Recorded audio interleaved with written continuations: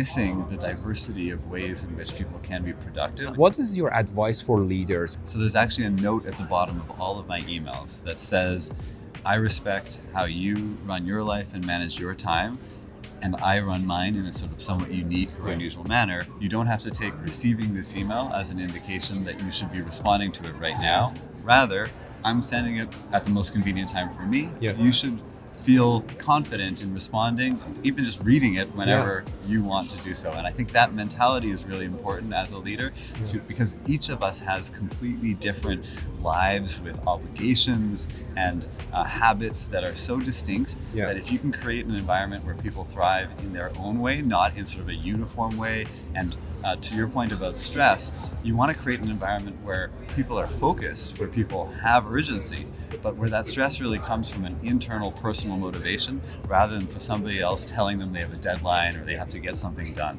And I think that kind of culture of sort of mutual urgency amidst what can be a pretty chaotic world is one that you can maintain while also ensuring work-life balance. Balance is a really hard term in that respect. As somebody who's spent a lot of time looking at the future of work and, for instance, working from home I find very challenging, whereas other people love it.